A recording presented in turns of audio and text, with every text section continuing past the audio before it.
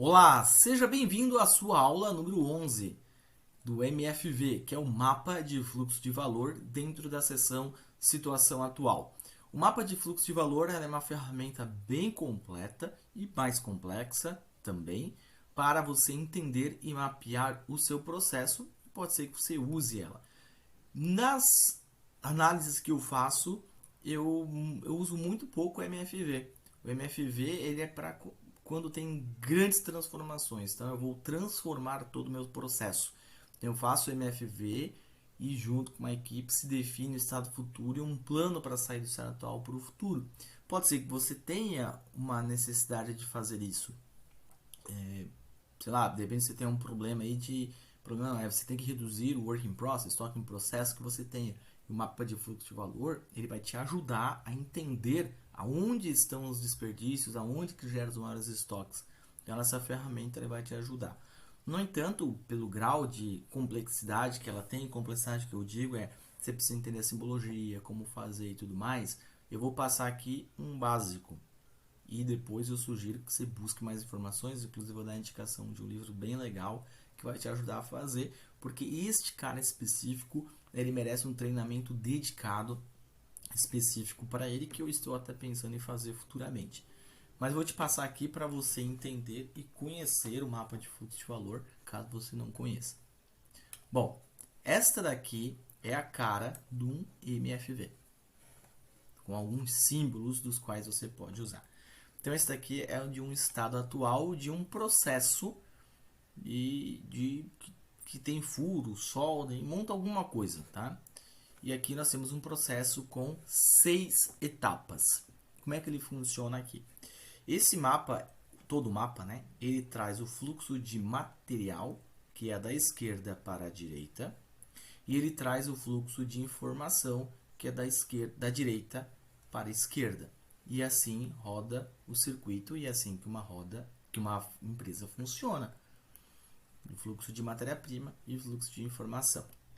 Indicadores do MFV. Tem dois principais. O lead time. O lead time ele mede o seguinte: quanto tempo a matéria-prima que está aqui no estoque, passando por todos os processos, ela vai demorar para chegar aqui na expedição. Mas um ponto do lead time é que ele considera o estoque. Tá? Então é como se a última pecinha da matéria-prima que está aqui parada, quando ela passa pelo corte, ela entra na fila aqui do estoque, como se ela fosse a última pecinha do estoque que os caras vão usar, e assim sucessivamente. Então, este processo exemplo tem um lead time de 42,5 horas. Então, o produto demora, matéria-prima que chega aqui, sendo transformada, ficando em estoque, transformada, ficando em estoque, tá, dá 42,5 horas para sair aqui da expedição. E o tempo de processo, que é o tempo de agregação de valor, a gente está pegando aqui, ele é igual ao tempo de ciclo. Por quê? A gente sabe que dentro desse tempo de ciclo ainda existem alguns desperdícios ali. Só que com relação ao tempo de estoque ele é muito alto e ainda é muito trabalho para a gente saber exatamente qual é o tempo de agregação de valor dentro desses 10 segundos. Então a gente considera que o tempo de processo é igual ao tempo de agregação de valor aqui, que dá 54 segundos. Se eu tivesse trabalhando específico dentro dessa estação de corte, aí eu iria no detalhe para saber dos 10 segundos qual é o tempo que agrega valor aqui. Tá? Então, dentro desse processo aqui, então essa linha que fica em cima são os tempos de estoque e os tempos embaixo são os tempos de processo, que é o tempo de agregação de valor. Então, 42 horas e meia de lead time com 54 segundos de agregação de valor, você vê que existe uma grande oportunidade de melhoria nesse processo. Tem muito desperdício nele, beleza? Então, vamos lá. Um outro elemento importante do mapa de fluxo de valor são esses símbolos aqui. Esses símbolos de triângulo com E no meio representam estoques. Essa linha zebrada aqui, essa seta zebrada, significa que é um processo empurrado. Então não existe um supermercado, não existe um FIFO, não existe nada. Então, por exemplo, o corte ele produz empurrado para estoque, independente se a área de furadeira quer ou não quer. Beleza? Bom, isso daqui são as caixas de processo. Então, nós temos o corte, furadeira, solda, rebarba, inspeção e expedição. E dentro de cada processo desse existe as informações. E essas informações aqui, quem decide é você. Você decide o que quer ter aqui dentro. Então, eu estou mapeando que informações são importantes que eu tenha. Neste caso aqui, eu decidi ter o tempo de ciclo em segundos, quantidade de turnos, quantidade de operador, o tempo de troca e o percentual de sucata que essa estação gera. Então, a gente consegue enxergar aqui, por exemplo, quando a gente olha o tempo de ciclo, que a solda é o cara que é o meu gargalo. Por isso, ela está trabalhando em 3 turnos. Tá? Não, perdão, a expedição com 14 segundos. E ela trabalha em 3 turnos. E o percentual de sucata, por algum motivo, está em 5,7% e pior performance quando a gente fala de sucata. Se está acontecendo alguma queda, o que está acontecendo lá. Então, essas aqui são as caixas de processo. Beleza? Então, caixa de processo, estoque, o tempo de processamento. Esse tempo de estoque aqui, ó, como é que chegou a essas 12 horas, essas 3 horas? Aqui você pega a quantidade que tem de estoque e vê qual é o tempo de ciclo do processo que vai consumir esse estoque. Então, quando eu vejo um tempo de ciclo de 5 segundos e um estoque de 12 horas, quer dizer que tem estoque pra caramba aqui. Tá? Tem muito estoque. E essa furadeira vai demorar 12 horas para consumir tudo que a linha de corte fez. Beleza? O importante do mapa de fluxo de valor é que você vai no Gemba e mapeia uma fotografia do estado atual, o que você está vendo naquele momento. Então você vai lá e começa a desenhar este mapa, beleza? Então passa aqui, o processo começa em corte, furadeira, solda, rebarba, inspeção e expedição. A expedição, o que ela faz aqui? Ela faz a expedição diária para o cliente. E aí começa o fluxo de informação. O cliente, ele faz pedido semanal para o nosso PCP. Por que esta linha aqui, ela tá assim? Isso aqui significa que é uma informação via sistema. Não é algo físico. Via sistema, ele faz o pedido.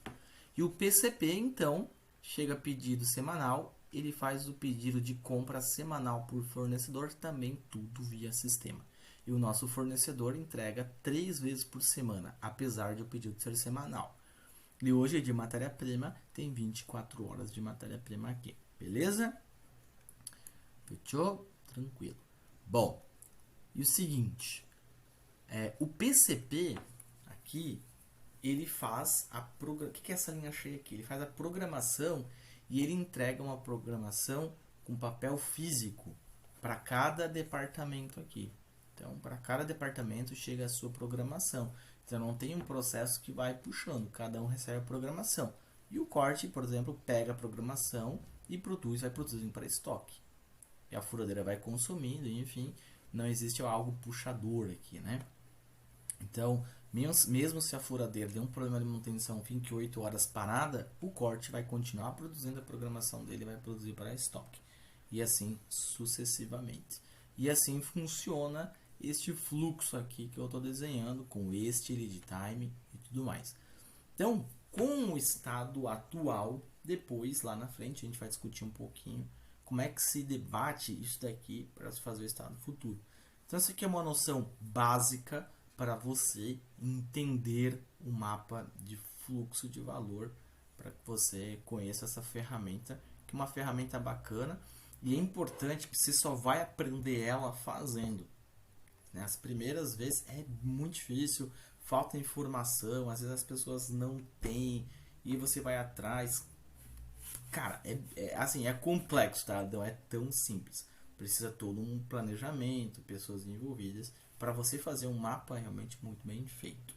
Então eu sugiro que você leia, compre este livro do Lean Institute, que é Aprendendo a Enxergar, que é um livro muito bom, muito didático, que vai te dar bastante conhecimento para você fazer um mapa de fluxo de valor. Você vai ter aqui na sua aula, você pode baixar aqui que eu estou deixando disponível, este mapa de fluxo de valor aqui, que eu fiz no próprio Excel. Existem alguns programas aí que faz mapa de fluxo de valor, mas eu faço aqui no próprio Excel. Para mim me serve o Excel, tá? Então eu vou deixar aqui de exemplo. Então, caso você queira mapear o seu processo, você pode baixar, fazer o download deste mapa de fluxo de valor aqui na aula para você, tá bom? Beleza? Bom, pessoal, chegamos então ao final da aula número 11. Você vai seguir aí para a aula número 12, que é a aula número 12. Nós vamos aí preencher lá no nosso A3 o estado atual do nosso A3 que a gente está construindo juntos. Beleza? Valeu!